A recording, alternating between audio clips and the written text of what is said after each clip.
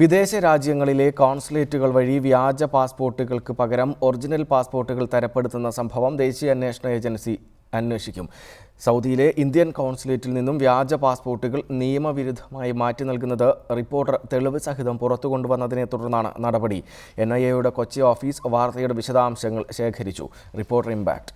Saudi consulate വഴി 2009 ശേഷം ഇതുവരെ 3500-ലധികം മലയാളികൾക്ക് വ്യാജ പാസ്പോർട്ട് മാറ്റി യഥാർത്ഥ പാസ്പോർട്ട് നൽകിയിട്ടുള്ള വിവരം കഴിഞ്ഞ ദിവസം റിപ്പോർട്ടർ പുറത്തുവിട്ടിരുന്നു. ഇതേ തുടർന്നാണ് ദേശീയ അന്വേഷണ ഏജൻസി അന്വേഷണം തുടങ്ങിയത്. NIA-യുടെ കൊച്ചി ഓഫീസ് വാർത്തയുടെ വിശദാംശങ്ങൾ ശേഖരിച്ചു.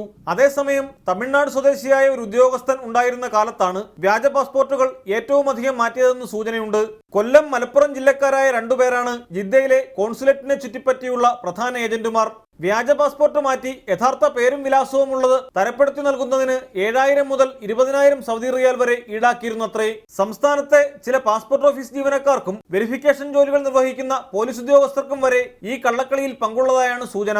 മറ്റ് ഗൾഫ് രാജ്യങ്ങളിലെ കോൺസുലേറ്റുകൾ വഴിയും ഇത്തരത്തിൽ പാസ്പോർട്ടുകൾ മാറ്റി നൽകിയിട്ടുള്ളതായാണ് വിവരം. രാജ്യസുരക്ഷയെ തന്നെ ബാധിക്കുന്ന വിഷയമായതിനാൽ ഏറെ പ്രാധാന്യത്തോടെയാണ് NIA ഇതിനെ കാണുന്നത്.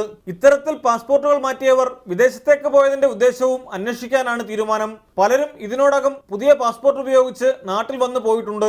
മലപ്പുറം പാസ്പോർട്ട് ഓഫീസിലെ കൈക്കൂലി കേസിൽ CBI അന്വേഷണം ഊർജിതമാക്കിയതോടെ പാസ്പോർട്ടുകൾ സംഘടിപ്പിക്കാൻ ക്രമക്കേട് നടത്തിയവർ പലരും ഭയപ്പാടിലാണ്. Pradeep C Nedumon, reporter, Thiruvananthapuram.